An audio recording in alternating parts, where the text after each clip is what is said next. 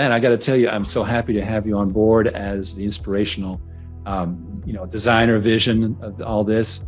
One last mention I wanted to get into about water on demand, which of course is this, water as a service concept, is that we're excited about deploying your standardized modules as technology, so that when we have these other water companies do the installation, let's say in Seattle, Washington, and they're going to install it and maintain it, we want to let them license your tech so that the whole fleet that we build through Water on Demand is more standardized. It seems to me that the golden opportunity to let your patents and your trade secrets and your know-how become exported to the water industry. And from what our experience so far is, people are excited. Like, you mean we can have that technology? Like, yes, you can. We're not only going to give you the business, here's a check to pay for this machine. Here's a check to pay for you to maintain it. And by the way, you get to use the modular water tech. And I think that's triple winner.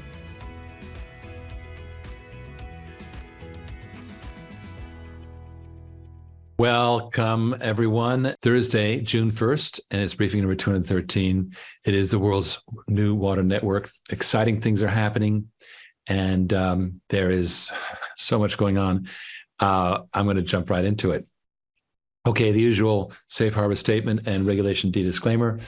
Now, I want to play this. We might have played it before, but it's a longer version, and I think it kind of tells our story really well. So here we go with Mr. Ken Berenger. Here we rock and take care of myself.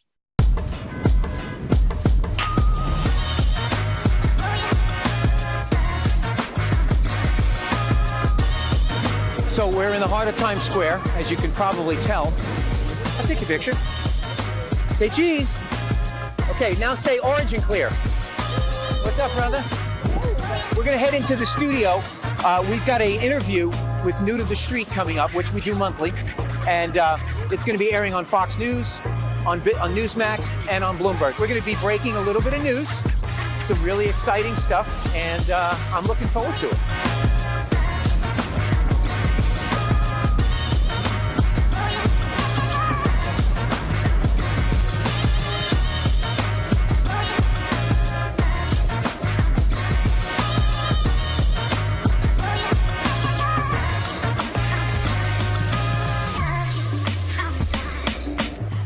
Clear is doing some very innovative things with water, and it involves decentralization of water. With me is Ken Berenger, the Executive Vice President of Origin Clear and also co-creator of Water on Demand. So let's start with, I saw that you had a nearly triple revenue increase. Yes, year over year. Thanks for having me. Great to have you back. Great to see you again. So, I mean, that's something to be commended, especially as the economy has slowed down a little bit. We released a couple of different numbers. Our revenue was nearly tripled at 250%, which in the water business, I mean, they're popping champagne if you're up 10% year over year. Right. It's very steady. Slow-moving business. Yeah. Right. It's utility. Right, exactly. Yeah. So that's kind of a stunning number. Our gross profit for the company was up 262%. And again, another near triple. So these are year over year numbers. Year over year, 21 through 22. We just released the final year-end numbers. So what we're really proud of is the team. They have consistently delivered results for us. And what I think is probably the most exciting part is we just announced the transfer of our modular water systems to our holistic water as a service division, Water on Demand. And what this allows for us to do is combine both the technology and the finance to deliver unlimited scalability in the water business. This is a $1 trillion problem. Okay, so $1 trillion problems are not going to be solved by any one single company or probably any 100 companies. The ability to integrate finance, total service, kind of a holistic view with actual technology that is, kind of drop and go and can be removed. We think that's the key to being able to scale this globally eventually. Right. Okay, so let's back up for a second and talk a little bit about what OriginClear does. So, and I mentioned decentralization. So you're essentially providing small businesses, other entities, their own water system, where they can recycle the water. You provide financing for them if they need that as well. So explain the business. Right, it's more than finance. So yeah, that is the core of it, and that makes it very easy to kind of digest. But 90% of the water in the world goes untreated. Most of our polluted water is not coming from Nestle, it's not coming from Pepsi, it's not coming from Anheuser-Busch, who are massive companies who can install $10 million systems and basically staff them on a 24-hour basis, okay? Most of the pollution is coming from the edges, from kind of the outskirts in smaller businesses that are extremely capital limited. People that don't have access to, and I mentioned to you in a previous interview that if you're Anheuser-Busch or you're Pepsi, you have the money, you have the staff, you've basically got your own private utility. 99% of small businesses don't have the capital, they don't have the expertise, and they don't have the bandwidth to be in the water business. Okay? They need to make beer, they need to be a farm, they need to manufacture chips, whatever it is. Right. So the total outsourcing of water treatment allows us to say to a end user, chip maker, don't worry about the $1 million system. We're going to put it right on your site, okay? Now, we're going to provide expert 24-hour-a-day monitoring. We're going to service it. It's all in your pay by the gallon. It's a $1 million system that you now do not have to pay $1 million for. We'll take care of it.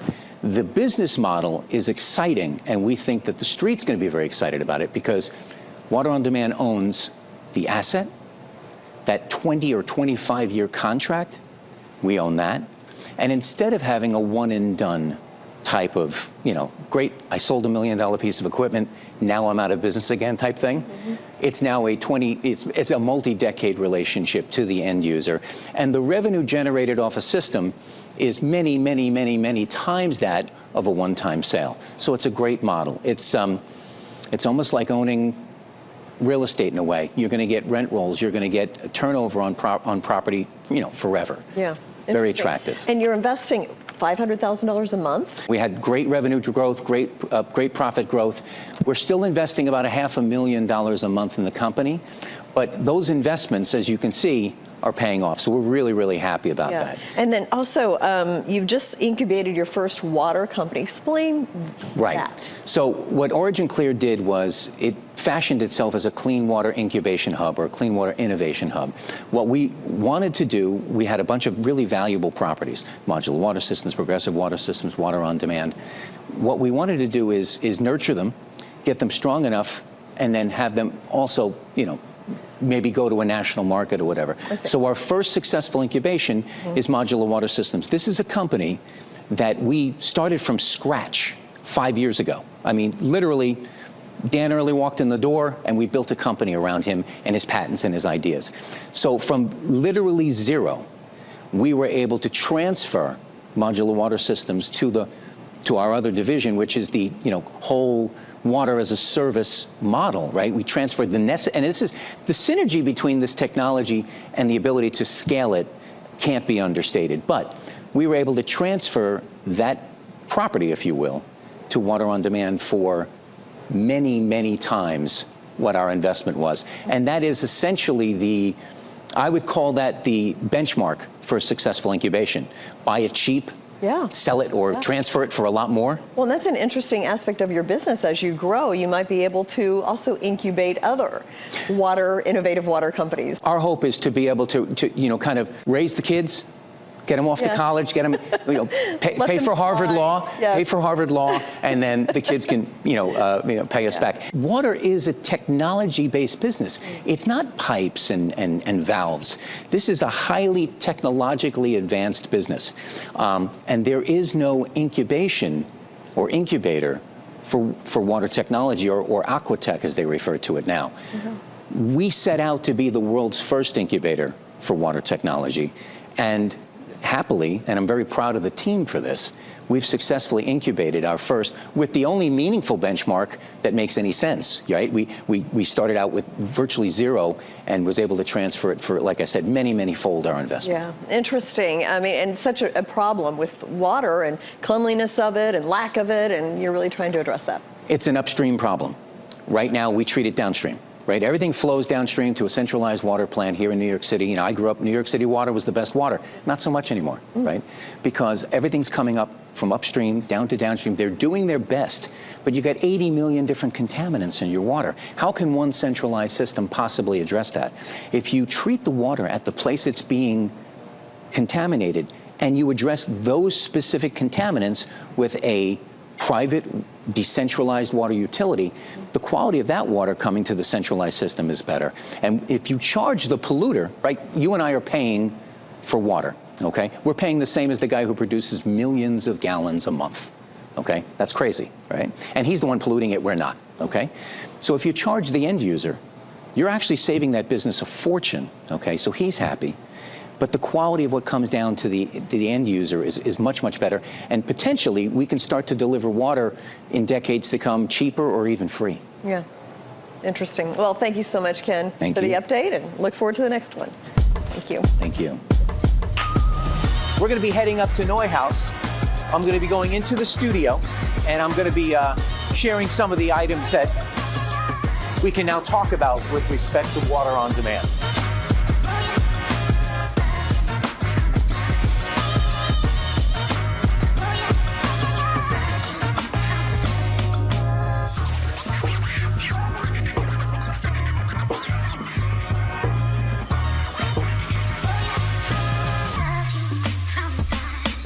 You just recently announced modular water systems merged with water on demand. Is that correct? That is correct.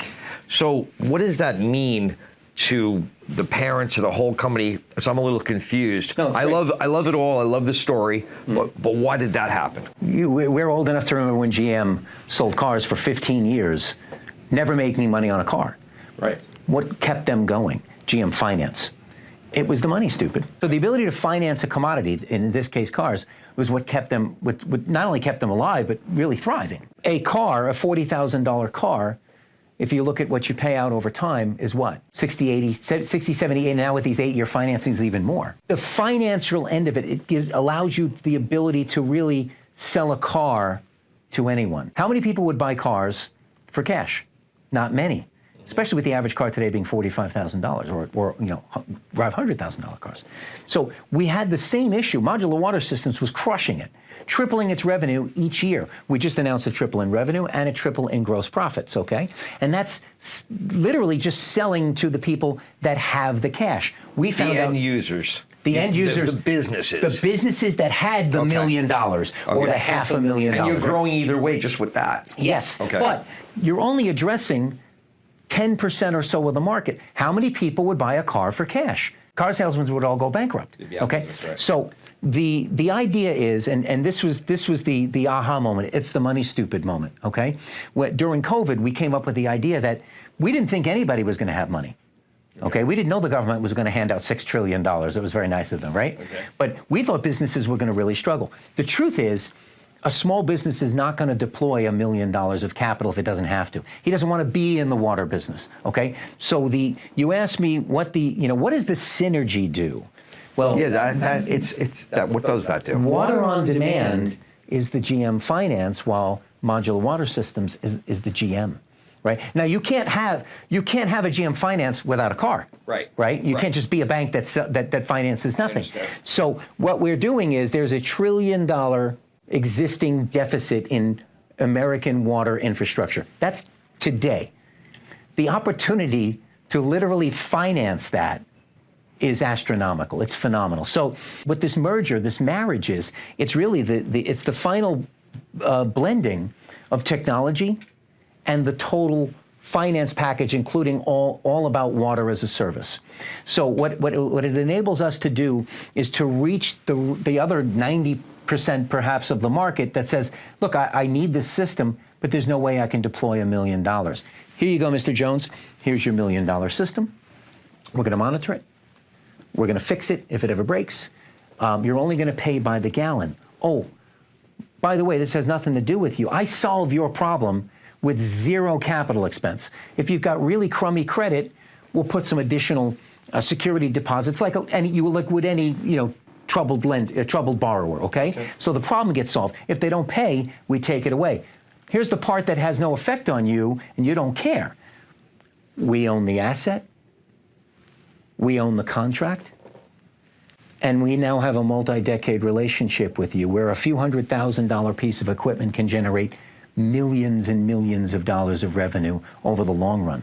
So if you look at it as a pure fintech play, yeah, that's cool, okay? Tech is going to love this because it monetizes an asset, right? But this is also about infrastructure. This is also about utility income. So even water analysts will look at this and say, wait a minute, you guys can drop a piece of $1 million equipment on a location that investors have essentially funded. And that's going to throw off, many times that in revenue over 20 years. Well, that's kind of an idea I can get behind. We think both the tech analysts and the utility analysts will love it. Wow. The other part is it's about the parent. So Origin Clear set out to become a clean water innovation hub, right? Okay. To be a clean water incubation hub. Okay? Within a year of making that determination, we've successfully incubated. Now, look, we started Modular Water from zero, from scratch. We had Dan Early. That's what we had. We had this genius. We had to build everything around him. And we made major investments in him. Right. But we were able to transfer that technology and that whole package, the patents and everything, that company, we were able to take it from zero and transfer it to water on demand for many, many, many times our investment. That is the definition of a successful incubation. So the marriage is good. The marriage is yin and yang. They become extremely, very synergistic because it allows for the almost unlimited scalability of this decentralized private utility marketplace. So let me ask Sure. one thing. This is so this enables me as an investor to buy the stock, and if a business wants to use the system, they'll be able to get financed.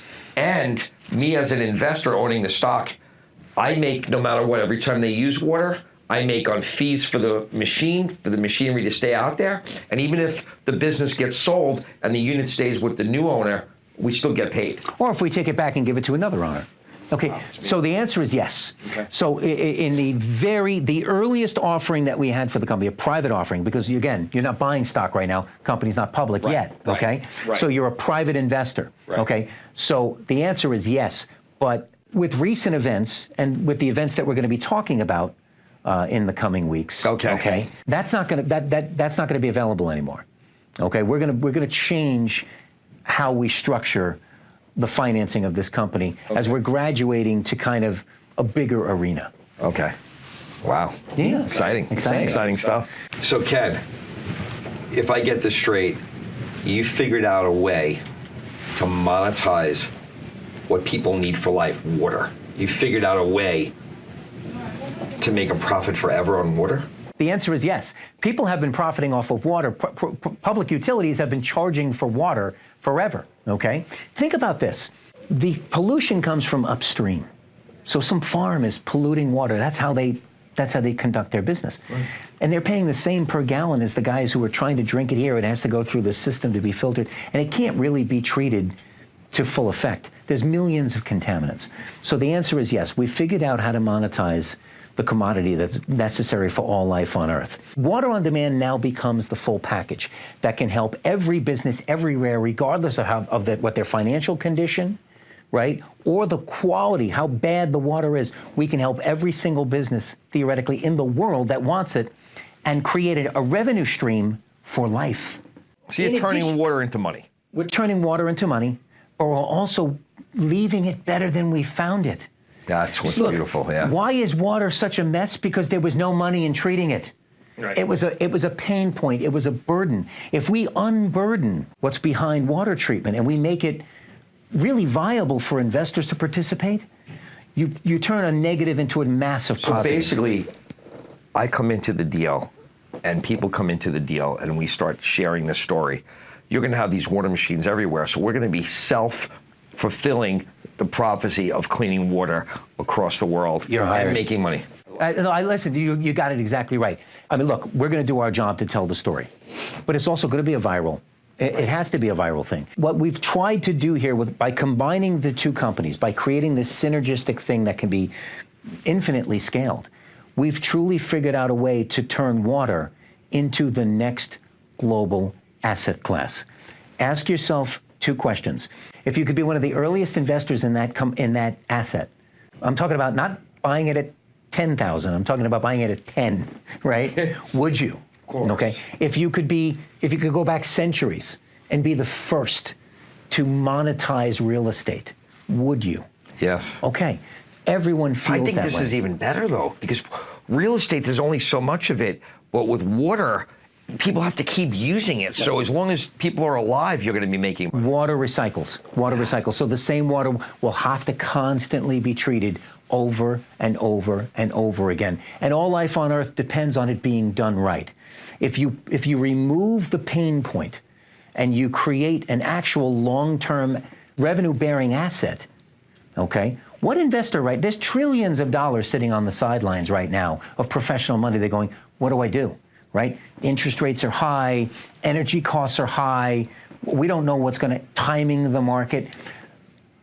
Once the professional money starts to eye this thing and sees it for its full potential, I believe they can take it to the next level. This is our opportunity to be in front of them for a change. I love it. Okay. So exciting. Serious. Wow.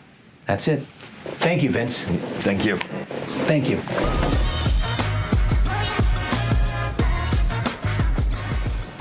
Yes, portions of that happened before, but there's a reason why we're repeating some of this. It's what you're going to see in a second, is to show the reasoning behind what we've done here. Okay, another repeat that I want to briefly look into because it's going to set the stage for the discussion we're going to have is, remember how I posted this a couple of weeks ago about hollowing out the middle class?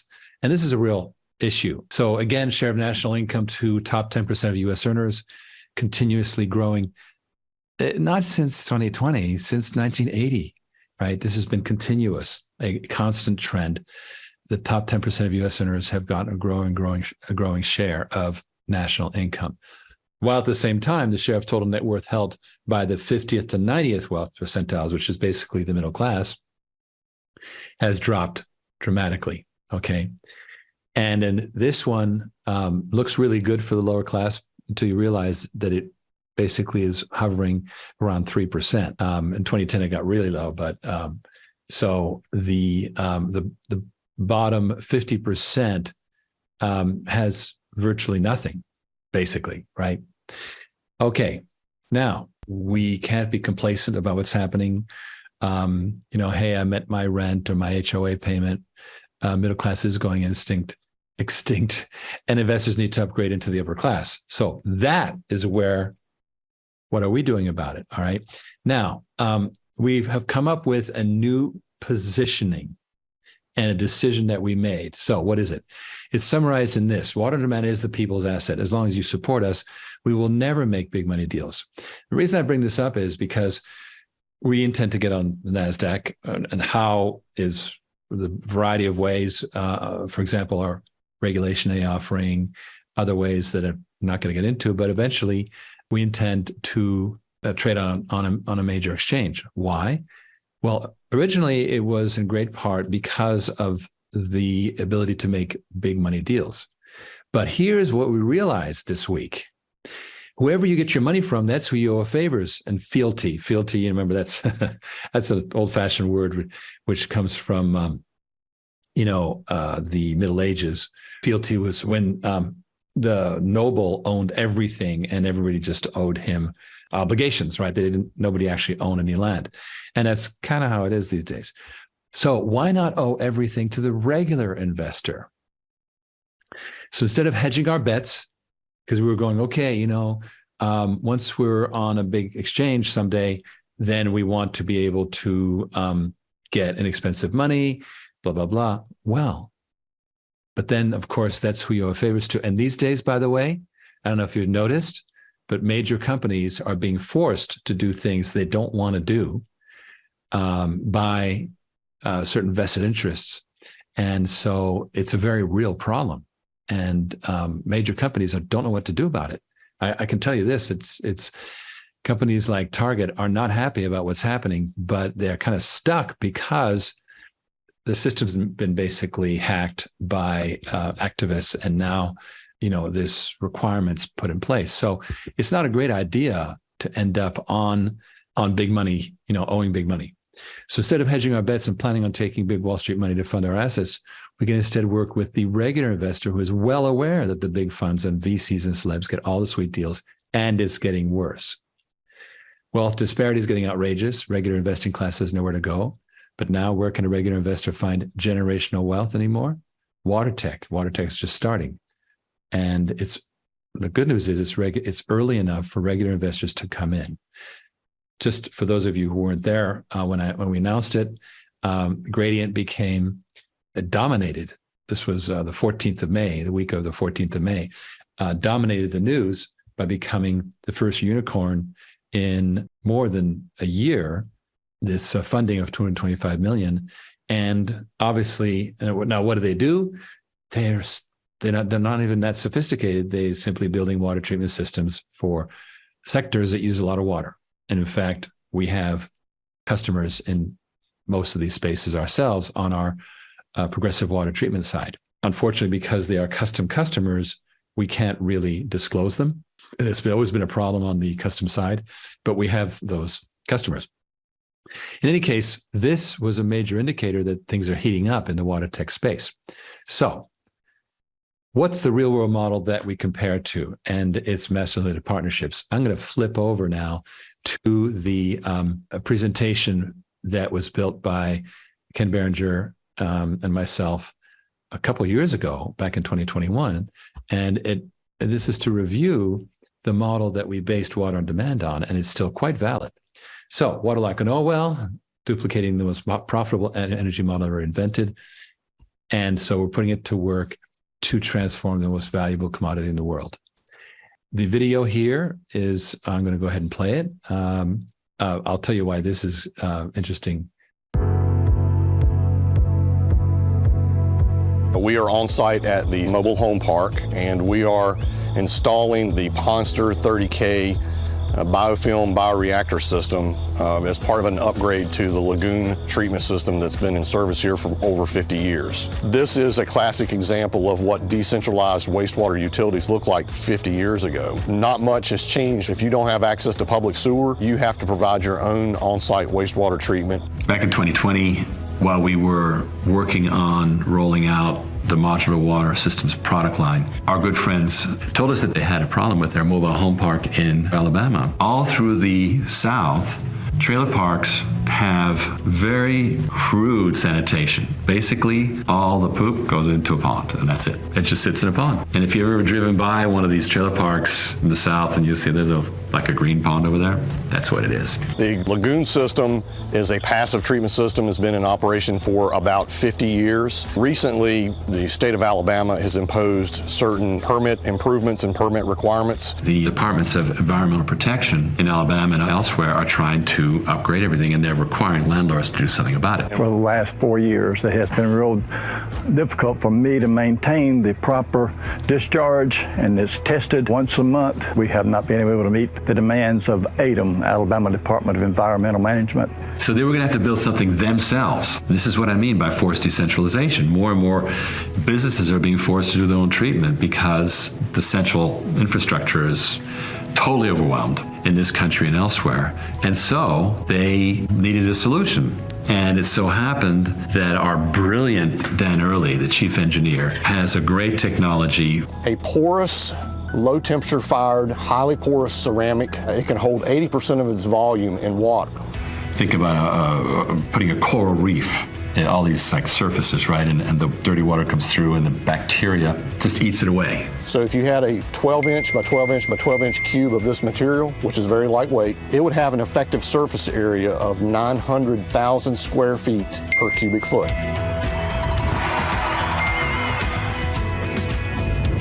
this product's called the Pondster, Pond Monster. Over time, you just park it by the side of the pond and run a tube through, and over a period of weeks or months, the pond just becomes clear.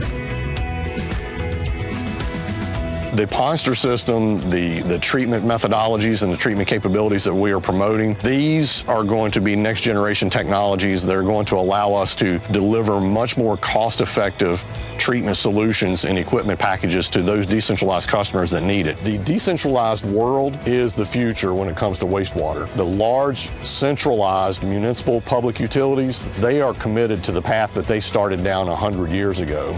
But when you get into regions where they don't have public sewer, but there is a need for a wastewater utility, well, then decentralization offers us this opportunity to deliver these technologies so that you can accomplish the three things that are most important to decentralized wastewater. First off is affordability. Second thing is sustainability. And the third thing is durability. I can't wait to showcase this for the rest of the mobile home park industry. And then looking at really heavy pollution, you're looking at animal farms. And so it's becoming a really interesting product of modular water systems. When you commit to a decentralized wastewater utility system, you don't want to be thinking 5 or 10 years. You need to be thinking 50 years, 75 years, 100 years. And that is the vision and the mission that we have with the Modular Water Systems program and products like the Pondster 30K system.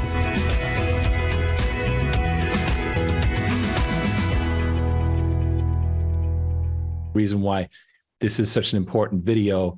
We worked long and hard on the Trial Alabama project. In fact, that pilot project, I don't think we cleared a profit. We had a lot of learning experiences to do, lessons learned about all kinds of peripheral issues to our own technology. Often when you drop into an environment with something new, it's the things that you don't control that mess you up. The good news is that we persisted, the client persisted, and successfully we carried off the this Pondster installation in Troy, and the client was able to get the permit from the Alabama Department of Environmental Management, and in fact sold their property. And the new owner has this incredible system. But now, what's important is we've since done. We have at least one other case study of a mobile home park, and more to come. And now this Troy, Alabama installation is becoming a case study, and the client herself has agreed to a testimonial. So that was such hard work. And Dan, of course, was hard at work. Tom Marchicello, Chief Operating Officer, was very instrumental.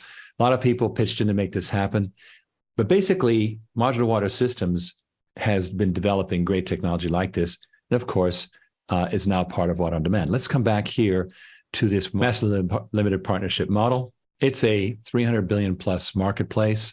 They've done really well. This was a 2021 presentation, so that's why you're seeing a 2021 chart. And it's a key player in the energy sector. It does not replace the big oil companies, but it complements them. And regular investors can invest in one of these 67 MLPs, which primarily these days actually are in gas pipelines, not oil wells. Okay, and of course, we've got the global crisis. 4/5 of all sewage dumped into our groundwater and oceans and so forth. 3.2 billion already under severe water stress. 84%, actually, it's closer to 90% of the world's available fresh water is consumed by agriculture and industry. And the U.S. government is contributing less and less. These are facts that you know, but we cannot fix it with the big public works mentality of the first water revolution. Those of you who were around, 3-4 weeks ago, you saw a presentation of a housing development in Denison, Texas, just on the Oklahoma border. And Dan Early pointing out that the whole of North Texas is growing so fast, they don't have time to put in sewage systems. And so they're literally putting in these self-sufficient water systems. So that is becoming the norm. Better way, of course, master limited partnerships. And in 1981, Apache Corporation invented this by bundling oil and gas properties. And that's how MLPs became a way to earn these generational royalties. And of course, water assets, unlike oil assets, are continually, nobody's going to stop using more water. Water is going to be constantly reused. And as you know from deglobalization, factories are coming back to North America. It's happening already. And they're coming back so fast that there won't be time to build, again, these central utilities. It'll all be integrated water with these state-of-the-art factories that are coming back from China and elsewhere to North America. So that's only going to increase the water demand in the United States, Canada, and Mexico. But we don't eliminate big water, we complement it. All right, pay-as-you-go program, as we've been saying, and we keep the title, which means that investors can place a lien on the equipment to enforce their royalty rights. All right, I'm not going to go through this. It's simple subscription model, basically direct investment to solve the global water crisis. It's inflation friendly. Why? Because these contracts are locked in for a certain inflation index, unlike the water utilities that can charge anything they want, et cetera, et cetera. All right, and then so here's what we have, this direct water investment, which is 25% profit sharing for the life of the program. And you get shares as part of this deal, but even after you sell the shares, you still get the 25% profit sharing. That you can find out about more from Ken. And it's basically recreating what Cellular did by bypassing current infrastructure. Again, I'm not going to spend too much time on this, but the point we're making here is that master limited partnerships and water on demand are very similar. On the right, you see that accredited investors are feeding the water on demand subsidiary, and that is fueling water properties. And furthermore, we have modular water in there now. Okay, so that just takes us to the MLP model. What was definitely worth reviewing. Okay, now moving on here, I think we should have a freewheeling discussion. What do you think, Ken? I was having deja vu. Right? It's like, wow. The big news, and I don't want to drown it out in all the other stuff we did, is that we decided to commit, like to not keep dating around, I might get some money here, I might get some money there. No, we are committed to getting money from the regular investor. That is our model. And by the way, you can raise big money. Look at Nightscope with a K, which raised $120 million from Regulation A crowdfunding. I was going to say, that's not even the, you described the wealth disparity, and you were describing mainly kind of the average guy, like my mom and dad, right? Right. Not super affluent, not rich, right? But even the wealth disparity between the elites and the rich is expanding dramatically. Nobody who wanted to invest early in Gradiant, who's an individual investor, can do that. Doesn't matter how much money you've got, unless you're a VC fund, you're out, right? So they tend to gobble up these tremendous assets and really kind of overinflate them. So eventually they go public, right? And guys like us buy the shares, and what happens? They go down, right? So in other words, the big guys make money off what I would say rich guys, richer and affluent people, right? And that is something that anybody who's run a business and has been investing for years already knows that, right? So the idea that, look, there are tens of millions of affluent, accredited investors are affluent to people that are relatively wealthy or rich. There are tens of millions of them. There is more than enough capital tapping into that to do anything we need to do, right? Yeah. Now, what we have to do to enable that, Riggs, is we've got to be able to communicate it effectively, and we've got to be able to make it go viral. If we can create virality and really appeal to that group, that this is the only chance you're going to have to invest in water tech at this early stage. Remember the statement that David Lynch said: the world's first trillionaire will be an investor in water. Only, first of all, that has to happen at a very early stage, right? That investor has to come in, and you'd probably agree. A founder. Round A, round B, you know what I mean? Like really, really early, right? And that'll only happen if the VCs have complete control, if they completely take hostage of this asset, okay? What we've basically done is we've gone the other route. Okay, instead of making $1 trillion, like what the heck is the world? but the world's not going to benefit from $1 trillionaire. It's just not, right? He could become Dr. Evil, right? I mean, he's got that kind of capital. But 100,000 multimillionaires or 100,000, affluent people whose net worth, doubled or tripled as a result of this. Now that has, if you believe in trickle down, the effect that has on our economy it can't even be overstated. Well, here's the thing. It is a vast market, and by leveraging it in the way we're doing with water on demand, with the financing help, it can move quickly. And if we fully allow the regular investor to be the exclusive investor, we're going to have an effect on the investing middle class. Absolutely. I was communicating today on Facebook with a friend of mine. They were commenting on that post, why would Target do this to themselves? Why would they set themselves up to be boycotted like this and wiping out $12 billion look, when Target loses $12 billion of market cap, Target doesn't really get hurt. The people that are invested in Target get crushed, right? Especially the guys who bought recently. So why would they let their investors? And I explained to them that a lot of times you're right. Who you borrow money from is who you owe favors to, and what are those favors going to cost, right? In other words, what kind of dictates or mandates are you going to be tied to that could be unhealthy for their overall business? And I wrote to him, I said, my company is positioning to be the only aquatech company in the world to offer investment opportunity to individual investors. So we could do this with institutional money, but it comes with conditions. You just don't want those conditions, right? Who do you want to be beholden to?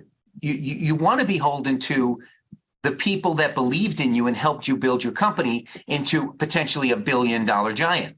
Or do you want to be beholden to the institutions who will hold those sort of conditions that can be extremely unhealthy for you, right?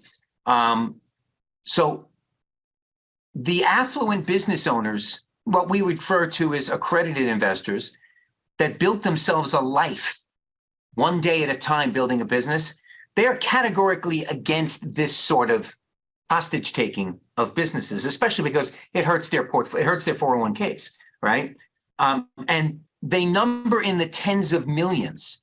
And as I wrote to him, there's way more than enough capital to build anything you need. You need to create a movement, and you need to organize that movement and speak directly to that audience. Okay? These guys know they're never going to be first.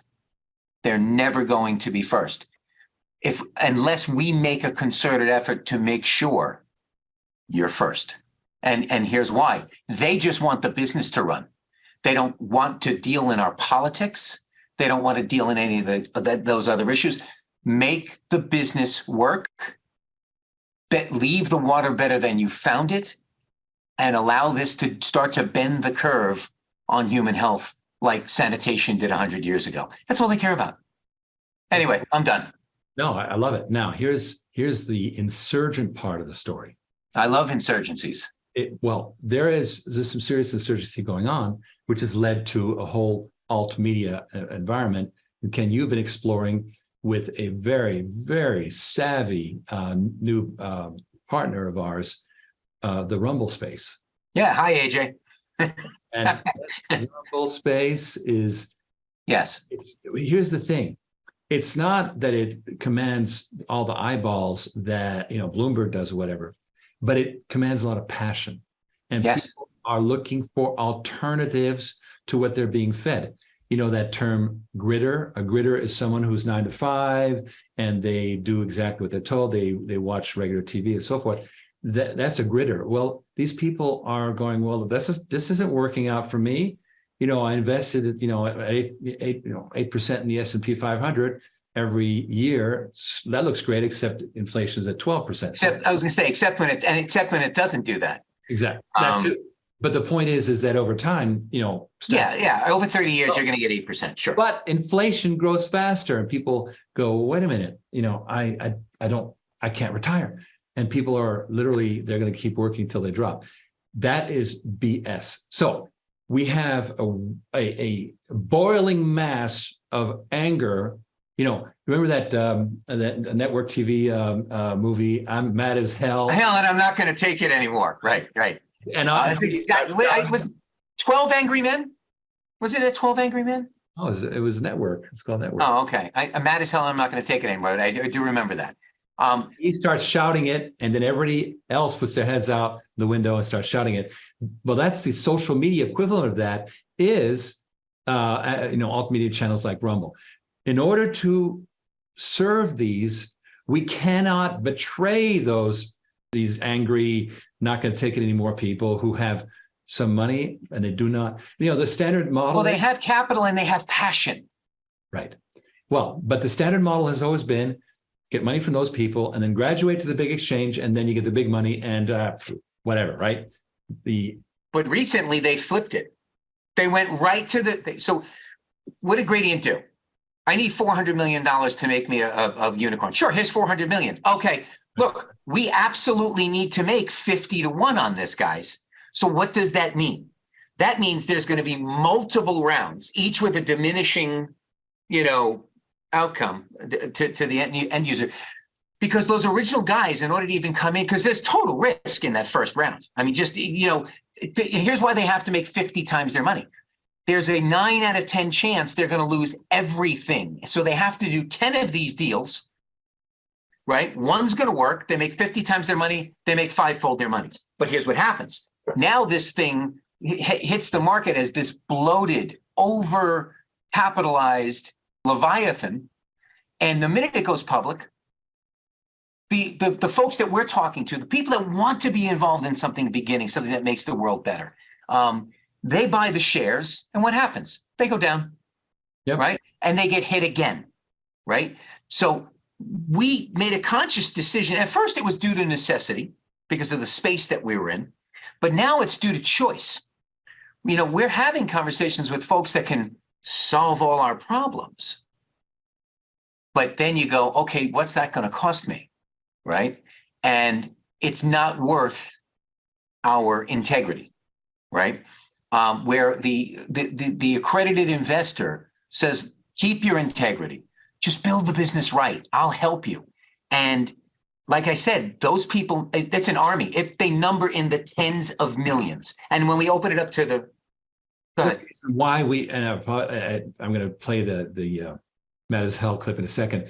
That's why I was offline. But the other thing is we realized, Ken, how you found the clip. How amazingly faithful unbelievable investors are if you treat them right. And that's really what we learned is like, wait a minute, these investors, and you know who you are. They're patrons. They're more than investors. They're partners. They're absolute partners. So we can grow that. And then with our Regulation A offering, we can go all the way down to $1,000 investment. Now it's everybody. So now I'm going to go ahead and play this just for fun because. Okay. All right. It's ever had. The 13 nations of OPEC have still not been able to decide by how much to increase the price of oil. Saudi Arabia. How much time we got? Yesterday, for further consultations with his government, he returned to the Vienna. This is Ed Fletcher in Vienna. Take 2, Q Howard. I don't have to tell you things are bad. Everybody knows things are bad. It's a depression. Everybody's out of work or scared of losing their job. The dollar buys a nickel's worth. Banks are going bust. Shopkeepers keep a gun under the counter. Punks are running wild in the street, and there's nobody anywhere who seems to know what to do, and there's no end to it. We know the air is unfit to breathe, and our food is unfit to eat. We sit watching our TVs while some local newscaster tells us that today we had 15 homicides and 63 violent crimes, as if that's the way it's supposed to be. We know things are bad, worse than bad. They're crazy. It's like everything everywhere is going crazy, so we don't go out anymore.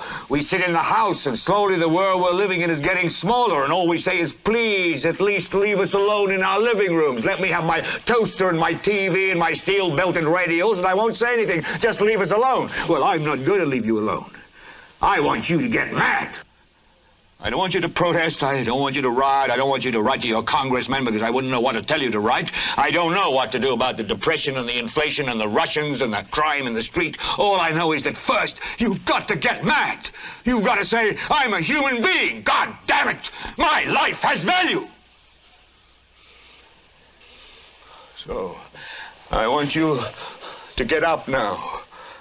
I want all of you to get up out of your chairs. I want you to get up right now and go to the window, open it, and stick your head out and yell, I'm as mad as hell, and I'm not going to take this anymore. I want you to get up right now. Get up, go to your windows, open them, and stick your head out and yell, I'm as mad as hell, and I'm not going to take this anymore. Things have got to change. How many stations does this go out? You've got to get mad. 67. You've got to say, I know it goes to Louisville and Atlanta. I'm not going to take this anymore. Then we'll figure out what to do about the depression and the inflation and the oil crisis. But first, get up out of your chairs, open the window, stick your head out and yell, and say, I'm as mad as hell, and I'm not going to take this anymore. Who are you talking to, Herb? CGG, Atlanta. Are they yelling in Atlanta, Herb? Are they yelling in Atlanta, Ted? But first, you've got to get mad. You've got to say, I'm as mad as hell, and I'm not going to take this anymore. They're yelling in Baton Rouge. God damn it. Get up, get up, get up out of your chair. Son of a bitch! We struck the mother lode! Stick your head out of the window, open it, and stick your head out and keep yelling and yell, I'm as mad as hell. I'm not going to take this anymore. Just get up from your chairs right now. Go to Where the you window. going? I want to see if anybody's Just go to the yelling. window, open it, and stick your head out and yell and keep yelling. I'm mad as hell. I'm not going to take this anymore.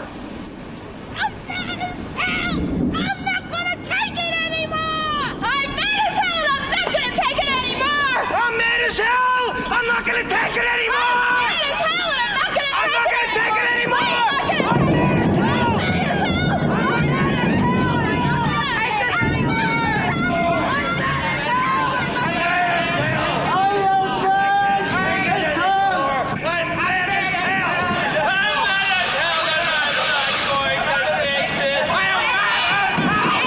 I'm not gonna take this anymore!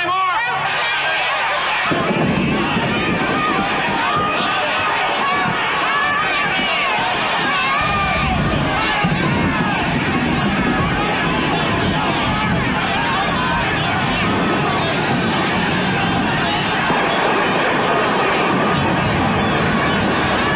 as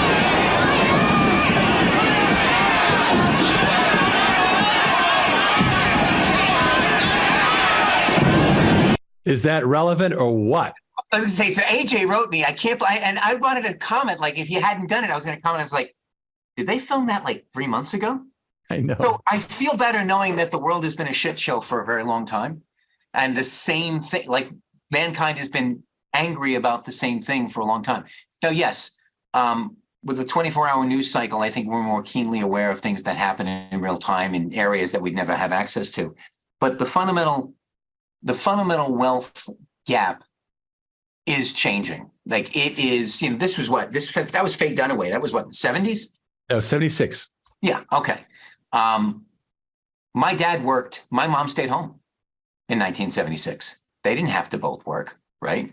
It was only later in the 80s that they both had to go to work and to support the family. And now, very, very few families have only one working parent. Sometimes it's out of necessity and sometimes it's out of desire. But my point is, it's really no longer a thing. So that energy, that idea. Now, of course, I'm not recommending anybody go shout out the window. No, but it's not. The window is now social media. Yes. Right. The window is now. And yes. Now that we're, with our friend AJ, we're taking a step into this alt media, because I can tell you for 2 years, Ken and I have been told by media buyers, oh, don't go to Rumble, don't go to this, don't go to that. It's not worth it. Because they don't know how to make money on it. Instead, they wanted to go to Quora. Quora. Yeah. Because Quora is very important. Well, it was a dud. Now people are flocking to it. And speaking of media placements, because it's 9:02 and I don't, I want to preserve your evenings, my friends. I'm going to show you the air times for the show that I recorded virtually on the 23rd. So Newsmax on 3rd of June, which is this Saturday, 3:30 p.m. EST. And then the Fox and Bloomberg spots are only really good if you're on the West Coast. Otherwise, they're pretty crappy. But there's a Bloomberg slot last Saturday of each month at 6 to 6:30 p.m. EST. So these are good times. But the Newsmax one, again, people underestimate Newsmax because it's not thought of as a major network, but it gets a lot of alternative investor, right? So with that, and also people that are viewing the world for what it really is and not what the, kind of the news is telling them. They're very critical thinkers. Most of them are business owners or executives, and they see what's developing in the world for what it really is. Exactly. All right. And so I'm really excited about this. First of all, I'm excited that we've made this commitment to stick with the people who, the dance partner, the partner you brung to the dance. Right. Dance with the girl who brought you. Right. So that's the start for starters. And we think it's very powerful because the middle-class investor is running out of options, seriously, and it includes me. Secondly, the commitment to go more and more into the alt media is going to be a lot of fun, and it's going to give us a lot of visibility because, again, our message is a counterculture message, right? The pro-culture message is big investments, blah, blah, blah. We're like, hey, no, we're going to, get our money from the regular investor, and we're going to feed it to businesses that have to do their own water treatment. This is a people's asset. Water is the people's asset. I'm going to show you this screen, which is that you need to talk to Ken, and he is available to discuss, of course. And if you're interested in some real inside story and you are qualified, you may find out some really, really interesting stuff, but I will leave it at that. And please fill out your Zoom survey at the end. It helps us understand what's going on and your feedback. We really appreciate everyone tuning in. We had a good audience tonight, and we want to keep that up. So, and George, you had raised your hand, and then you did ask a question. Just reach out to my staff at oc.gold/Ken, and you were asking about investing in the company, and they'll get you on my calendar. oc.gold/Ken is the easiest way you'll get your appointment set, and we can't wait to welcome you into our exclusive club of the rest of us. There are many, many comments, super positive. We appreciate you guys and gals. So these are the guys, right? I mean, they're like, yeah. They're like, yeah. Right. Power to the people, right? Me. Yeah. I'm power to the people. No, listen, these guys have been getting hosed by big money for forever, right? So we want to continue to dance with the girl that brung you. There we go. I'm not assuming anybody's gender. I'm just saying. He's just using a hackneyed old expression. Right. Okay. All right. Everyone, have a great night. Remember to book with Ken if you're interested in hearing more than we can possibly discuss publicly. Have a great night. Good night.